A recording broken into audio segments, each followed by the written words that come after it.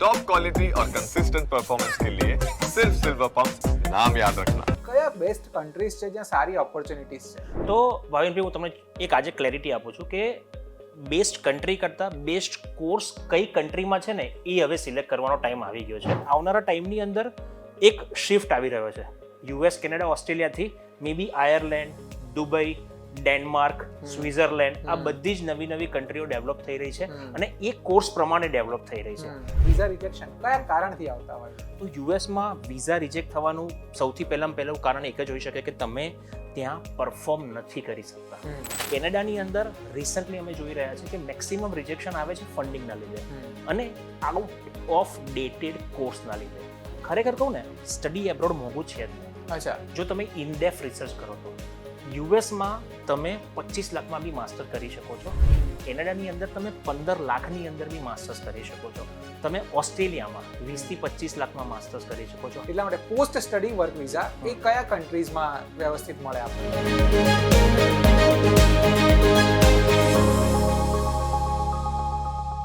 Hello, news capital ડિજિટલના brand new show કેવી રીતે જઈશમાં તમારું સ્વાગત છે. જેમ લાસ્ટ એપિસોડમાં કહ્યું તો એમ આ શો કરવાનો અમારો ઉદ્દેશ્ય એ છે કે જે પણ ગુજરાતીઓ વિદેશ જવા ઈચ્છે છે એમને સાચા અને સારા જવાબો મળી રહે અને એમણે એથિકલી એ લોકો વિદેશ જઈ શકે. તમે ક્યાંય ફસાઈ ના જાઓ, ખોટા એજન્ટ જોડે ભરાઈ ના જાઓ, તમારા કોઈ કાગળિયા ના ખૂટે. એ બધી જ જે તમારી ક્વેરીઝ છે એના સવાલોના જવાબ અમે આ એપિસોડમાં લઈને આવીએ છીએ. અને એટલે જ હું જવાબ નથી આપતો, અમારી પાસે હોય છે દરેક વખતે એક નવા એક્સપર્ટ. આજના શોમાં આપણા એક્સપર્ટ છે દર્શન શાહ, જેઓ અબ્રોડ જ્ઞાન ગુરુના ફાઉન્ડર છે, ડી વિવિડ કન્સલ્ટન્સી ચલાવે છે અને પોતે અમેરિકા જઈને અભ્યાસ કરી ચૂક્યા છે. એટલે એમને રિયલ ટાઈમ અને સાચો એક્સપિરિયન્સ છે. એટલું જ નહીં, એ હજારો સ્ટુડન્ટ્સને એથિકલી અમેરિકા મોકલી પણ ચૂક્યા છે. દર્શનભાઈ, વેલકમ છે તમારું ન્યૂઝ કેપિટલ ડિજિટલના લેટેસ્ટ શોમાં. Thank you so much for inviting me, ભાવિનભાઈ. અને ડેફિનેટલી તમે જે શબ્દ વાપર્યો ને કે એથિકલી ગાઈડ કરે છે, એ શબ્દ મને બહુ ગમ્યો. કારણ કે અત્યારના ટાઈમની અંદર એથિકલી સ્ટુડન્ટને ગાઈડ કરવાવાળા ઘણા બધા લોકો ઓછા છે, સ્પેસિફિકલી ગુજરાત અને ઇન્ડિયાની અંદર. ના, એટલે જ આ શોથી અમારો પર્સપેક્ટિવ જ એ છે કે આપણે રોજ છાપામાં વાંચતા હોઈએ કે કોઈ ડંકી રૂટથી ગયું અથવા ત્યાંથી. અત્યારે તો પેલું બહુ ચાલે છે કે ડિપોર્ટ થવાની બીક વધારે છે. એટલે મને એમ થયું કે આપણે એક એવો શો કરીએ જેનાથી દર્શકોને બહુ જ સારા અને સાચા જવાબ, સારા તો કદાચ બધા જ આપતા હશે પણ સાચા જવાબ મળે. તો સર, મારો પહેલો પ્રશ્ન એ છે કે લોકો અત્યારે બહુ બધા કેનેડા જઈ રહ્યા છે, અમેરિકા તો એમ ગુજરાતીઓનું ફેવરિટ રહ્યું છે. તો ફ્રોમ યોર પર્સપેક્ટિવ કયા બેસ્ટ કન્ટ્રીઝ છે જ્યાં સારી ઓપોર્ચ્યુનિટીઝ છે? તો ભાવિનભાઈ, હું તમને એક આજે ક્લેરિટી આપું છું કે બેસ્ટ કન્ટ્રી કરતાં બેસ્ટ કોર્સ કઈ કન્ટ્રીમાં છે ને એ હવે સિલેક્ટ કરવાનો ટાઈમ આવી ગયો છે. કારણ કે વર્ષોથી લોકો એવું કહેતા હતા કે US, Canada, Australia, New Zealand, but હવે એબ્રોડ એજ્યુકેશનની અંદર જે બી સ્ટુડન્ટ્સ અને પેરેન્ટ્સ છે ને એ લોકોએ કોર્સ પ્રમાણે કન્ટ્રી સિલેક્ટ કરવી પડશે. જેમ તમને ખબર છે કે જર્મન મેન્યુફેક્ચરિંગ અને જર્મનમાં મેક્સિમમ કાર બને છે, ઓટોમોબાઈલ એન્જિનિયરિંગ સૌથી વધારે છે, જોડે જોડે ઇલેક્ટ્રોનિક્સ, ઇવી, ઇલેક્ટ્રિકલ વેહિકલ, એનું ત્યાં પ્રોડક્શન વધારે થાય છે. તો જે બી સ્ટુડન્ટ્સો મિકેનિકલ, ઇલેક્ટ્રિકલ કરતા હોય એ લોકો જર્મની જઈ શકે. ધારો કે કોઈ આઈટીમાં આગળ વધવું હોય તો બધાને ખબર છે કે યુએસ સિલિકોન વેલી હબ છે, તો યુએસમાં આગળ જઈ શકે. અને જો તમારે માઇનિંગમાં જવું હોય તો ઓસ્ટ્રેલિયા નંબર 1 કન્ટ્રી છે. તો હવે કાઉન્સિલિંગ ચેન્જ થઈ રહ્યું છે. એની અંદર સ્ટુડન્ટોએ અને પેરેન્ટ્સોએ સમજવાનું છે કે તમારે કોર્સ સિલેક્ટ કરવાનો છે ને પછી કન્ટ્રી સિલેક્ટ કરવાની છે. પહેલા શું હતું કે બધા જ એજન્ટો તમને કહી દે કે તારે યુએસ જવાનું છે, કેનેડા જવાનું છે, ઓસ્ટ્રેલિયા જવાનું છે, પણ એવું નતા કહેતા કે કયા કોર્સમાં જવાનું છે. તો આખી સિસ્ટમ હવે ચેન્જ થઈ રહી છે અને કેનેડા, યુએસની જે દોડ છે એમાં નવી કન્ટ્રી બી એડ થઈ રહી છે. એ કઈ છે નવી કન્ટ્રીઝ, એ પણ થોડું? તો જો નવી કન્ટ્રીની અત્યારે વાત કરીએ ને તો આયર્લેન્ડ બહુ બૂમિંગ છે. ઓકે, તમને આયર્લેન્ડની વાત કરું કે વર્લ્ડના second exporter of medical device okay Ireland છે અને વર્લ્ડની 100માંથી 90 કંપનીનું હેડક્વાર્ટર્સ આયર્લેન્ડમાં છે. અમેઝિંગ. તો ફાર્માસ્યુટિકલ રિલેટેડ જેટલો બી ગ્રોથ છે કે જેને બી ઇન્ડિયામાં ફાર્મસી કર્યું છે એ લોકો આયર્લેન્ડ ડેફિનેટલી જઈ શકે. મેડિકલ ડિવાઇસ જેની અંદર તમે બાયોટેકનોલોજી એન્જિનિયરિંગ યુઝ થાય, બાયોમેડિકલ એન્જિનિયરિંગ યુઝ થાય, આઈટીના લોકો યુઝ થાય, જોડે જોડે તમારે સપ્લાય ચેન એટલે બીકોમ અને બીબીએના સ્ટુડન્ટોનો બી ત્યાં મેક્સિમમ એ લોકો પોતાની સ્કિલ ત્યાં ડેવલપ કરી શકે. તો આયર્લેન્ડ આવનારા ટાઈમની અંદર આ બધા જ કોર્સ માટે એક મોટામાં મોટું હબ બની રહ્યું છે. એની જોડે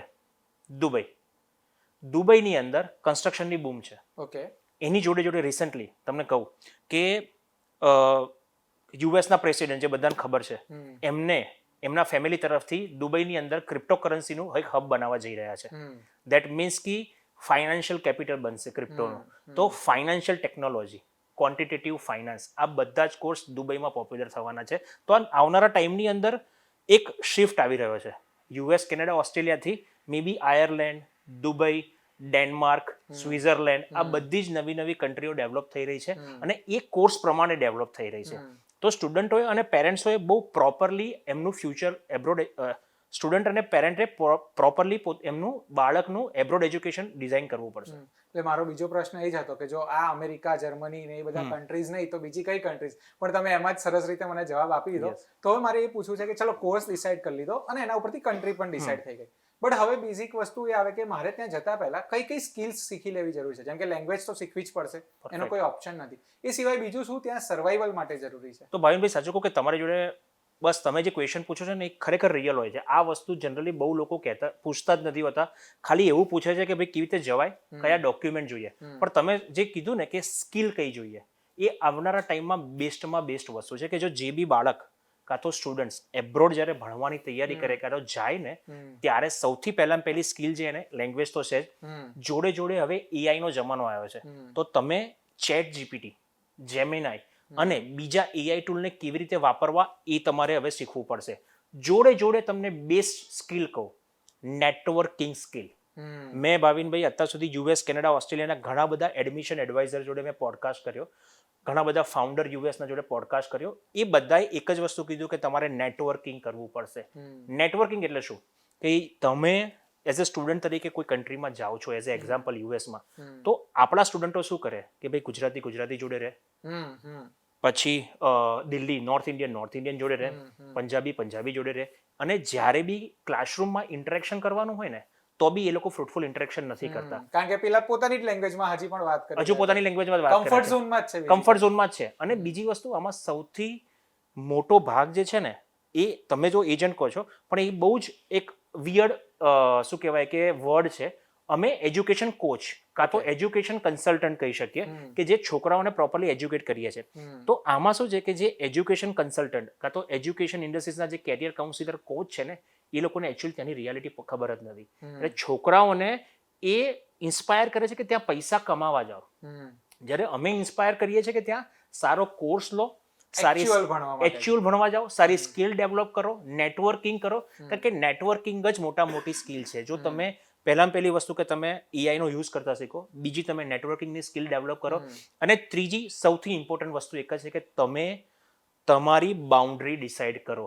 દેટ મીન્સ કે તમારો ફ્રેન્ડ તમને રાત્રે પ્રોવોક કરે અને પાર્ટીમાં લઈ જાય, કાં તો તમને કોઈ એવી વસ્તુ ક્રિએટ કરવાનું કે, કાં તો એવી કોઈ જગ્યાએ લઈ જાય કે જ્યાં તમારે જવું ના હોય, તો દેટ મીન્સ કે you have to select your friend circle very carefully. આ બધી સોફ્ટ સ્કિલ અને હ્યુમન સ્કિલમાં આવે છે.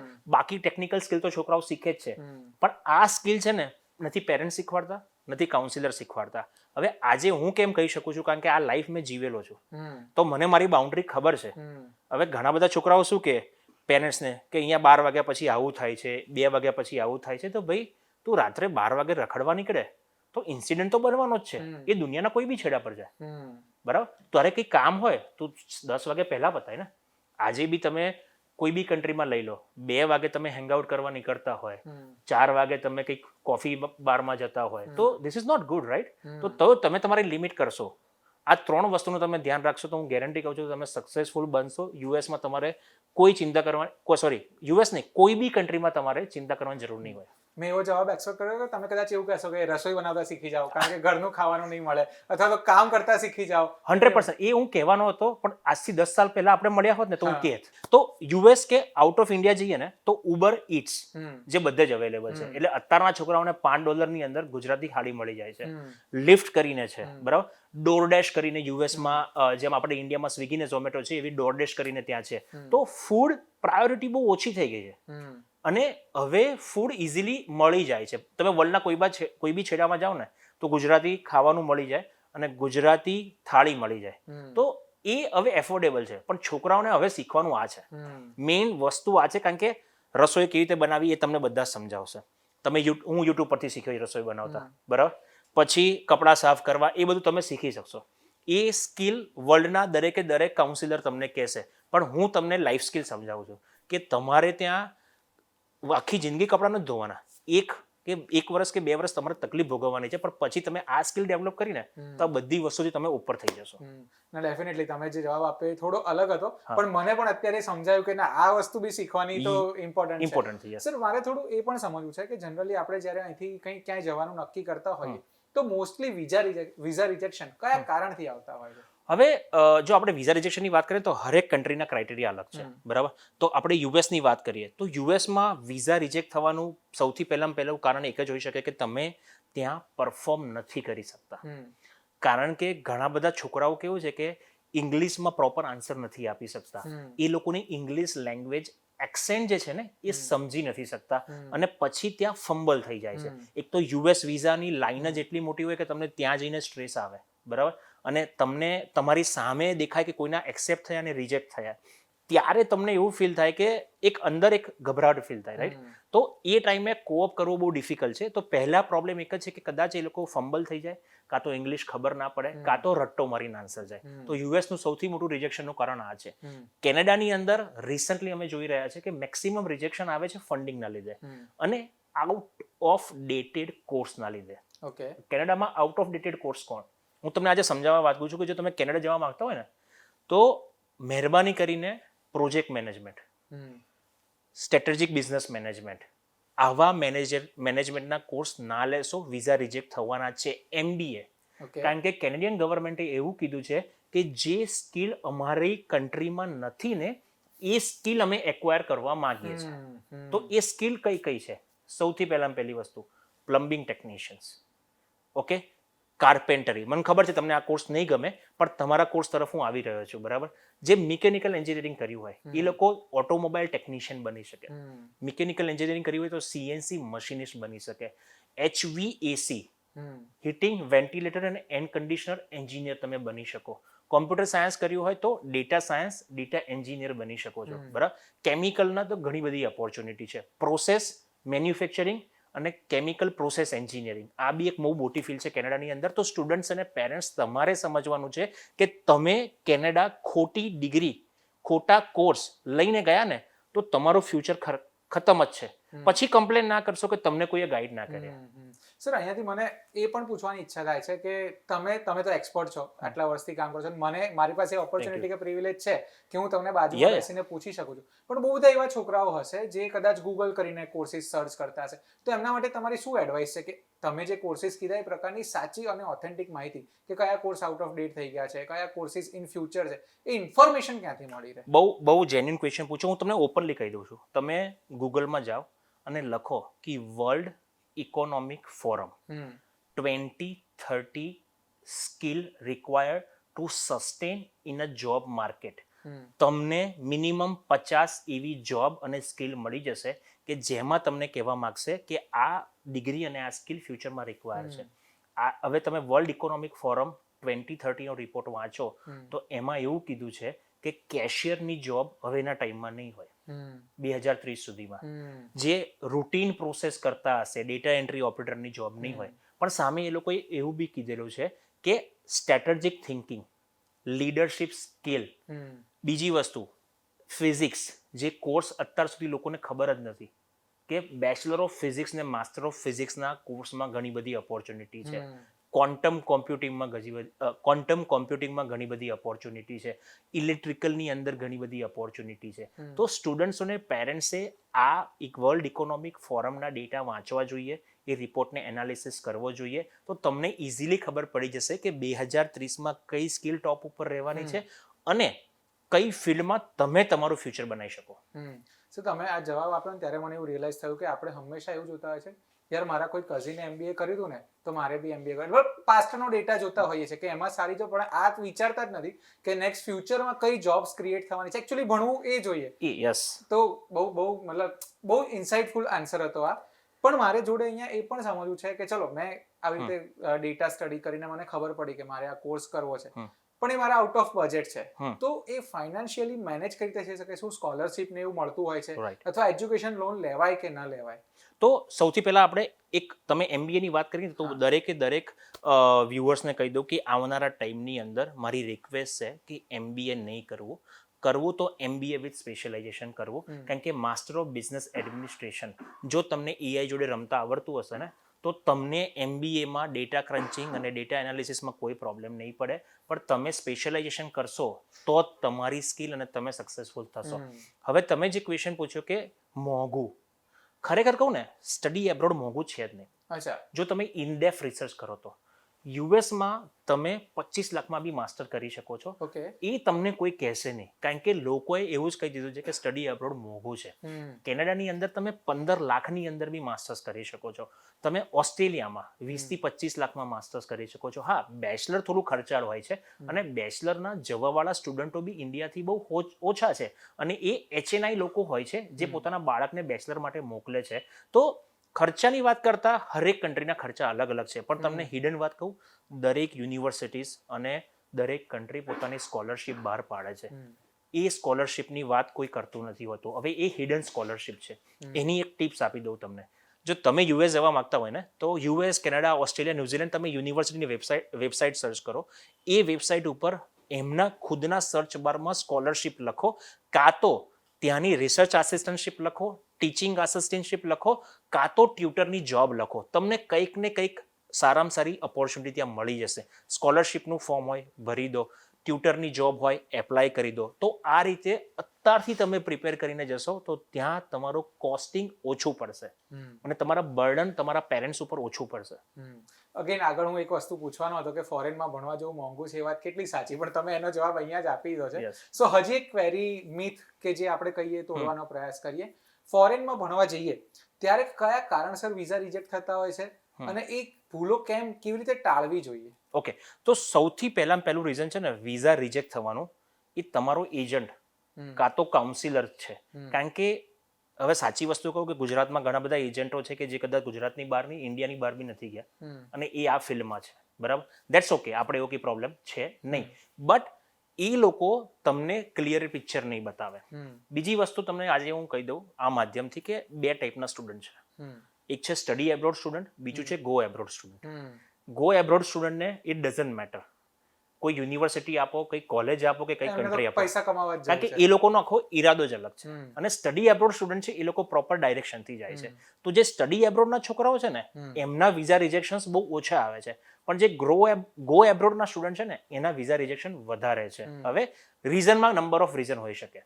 હવે એક રીઝન એક જ છે કે તમારું પહેલા તમે કન્વિન્સ નથી કરી શકતા. જેમ યુએસમાં વિઝા ઇન્ટરવ્યુમાં તમે કન્વિન્સ ના કરી શકો. કેનેડાની અંદર ખોટો કોર્સ લઈ લીધો, ત્યાં એ કોર્સની રિક્વાયરમેન્ટ જ નથી ભાઈ.